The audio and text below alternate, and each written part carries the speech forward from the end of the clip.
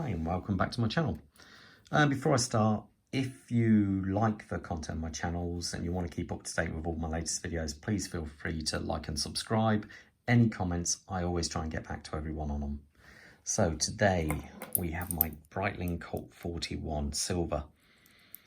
This watch is a real departure from the normal Breitlings you see. This is quite a subdued Breitling, dare I say it. Anyway, before I start, let's get into the specs. We've got a 41mm case size, 40mm bezel. We've got 50mm, or just a fraction under 50mm lug to lug, 20mm bracelet, and the thickness of the watch, excluding these rider tabs, is under 12mm, about 11.5, I think a fraction over 12 with the rider tabs. So that's placing this watch, directly with the Rolex Submariner. So it's, that kind of size watch. Normally, most most Breitlings are quite big, bold watches. This I find is very, what would we say, subtle for a Breitling. That's probably the best way of phrasing it. So let's get into that dial. That dial is what, after all, this is what drew me to the watch. Let me just get that minute hand out away. As you can see, it's hacking, obviously. There we go.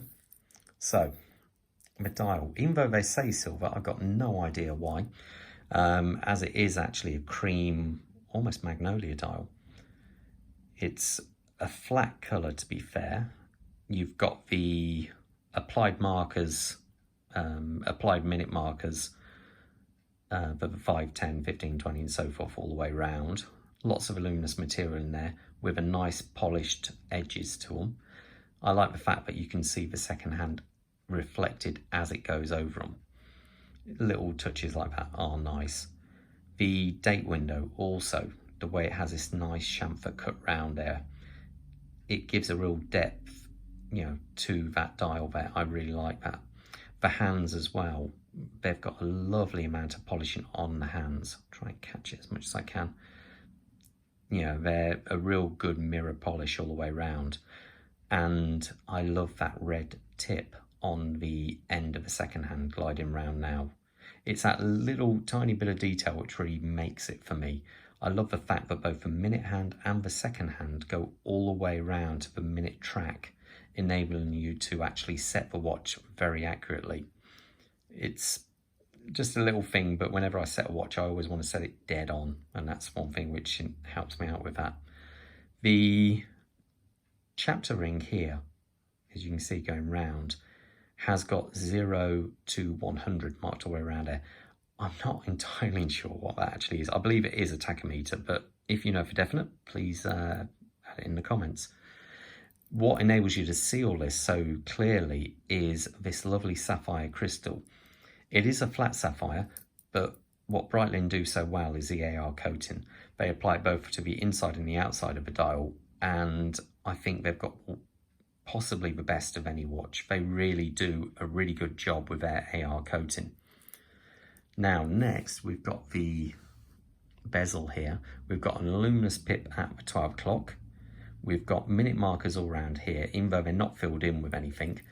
You've got the, as always, present B at the sort of like, what is it, 11:30, between the 11 and 12 hours. And let's have a play with that bezel. 120 click. Let me zoom out a little bit. 120 click, and very, very positive. You can hear it's a nice, solid, very precise. Back play. Not really any. It's a really nice feeling bezel. You notice what these rider tabs here, how they actually work, because most bezels have a grip of some sort, enabling you to grip the bezel and turn it. Obviously this hasn't got anything, and what Breitling use are these rider tabs, which you do grip and can pull round. Let me just line that up. There we go. So that's why Breitling actually do that. And looking at the side here, you also have retaining screws.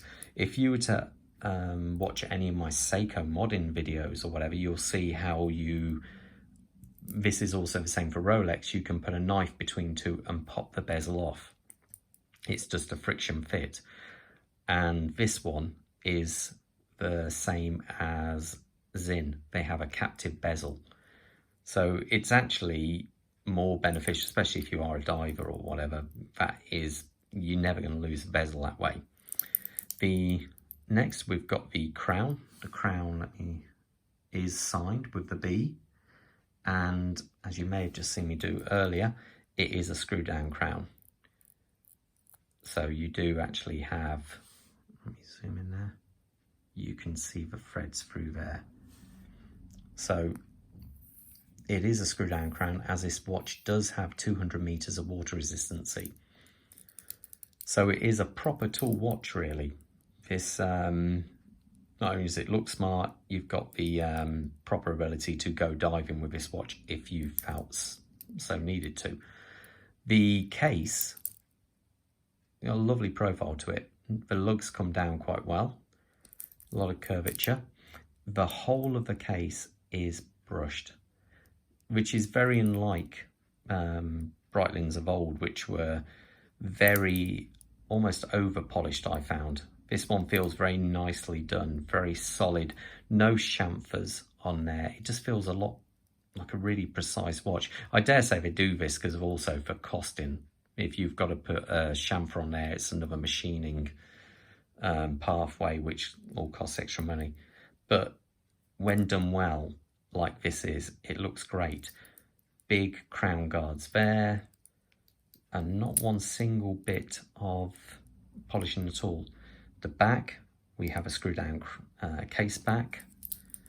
The bracelet, Pro 2 and all brushed, though the sides are actually polished, screwed. The clasp is a little bit low rent for the price of this watch. Remembering this watch is £2,750 in the UK. You have a nice machined out section here with all the Breitling logos and so forth in there, but the clasp itself and fold over lock are both pressed steel. You do have 4 levels of micro adjustment. Nice satisfying click, but again, nice bit of etching on the outside there. But you would have thought at this level you might have had something a little bit better, but it does work. The lume on this watch is actually quite good. Let me just put a quick torch on there just so you get an idea. I find if I wear this, I can see the time all through the night. It's actually a nice colour to it as well. Let's actually put it on the wrist just so you can see what it's like. Sorry, I'm wearing a Zinn 556 anniversary on a fine link bracelet at the minute. Let's try this on the wrist. Remember, my wrist size is a fraction over 7 inches. It just sits really nice, and it is, you can see how slim the watch is. It really is. It will fit under a shirt, a blouse, whatever. You know, you can wear this comfortably with anything. Now, if I take this off, the actual watch movement in this is the Breitling B17, which is a 25 joule chronometer spec, 38-hour power reserve movement. It does have 8 beats per second, and so what that means, you get a lovely smooth glide to it. Now this, even though they call it the B17 movement, is really a top grade ETA 28242, which, as most people know, is pretty bomb-proof. It's a really solid movement. The chronometer specs basically mean it's no more than -4 or +6, though realistically I get about 3 seconds a day roughly on this watch. So I have no problems with this at all. 3 seconds I'm happy with. Now, the one elephant in the room, which a few people have commented on this watch, is the end links. Solid end links. There's tiny bit of play, but they do bulge out and they are rounded. and they don't match this chamfer. But to be fair, a lot of end links don't really match the chamfer when you look closely. Not so much at this price point. Okay, if you're getting yourself, you know, some high-end Omega or Rolex, then yes, they are better.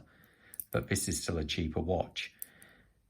It doesn't really affect me, but some people do not like that. Though, what I find, it negates that anyway. As, hey presto, I wear it on a leather strap, mostly. I've found this brown leather strap really matches this watch well.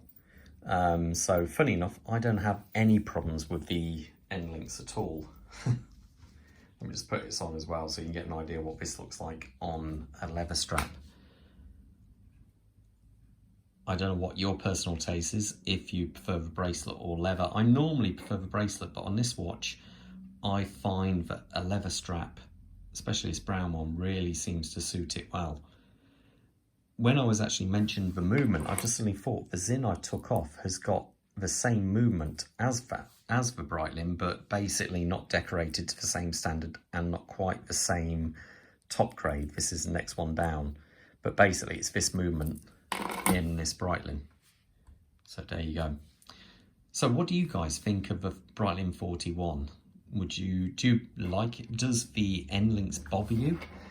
Do you find that would be, you know, would put you off buying a watch that they stick out slightly? A lot of watches do. Or would you say, sod it, I'll buy it and I'll put it on a different strap anyway?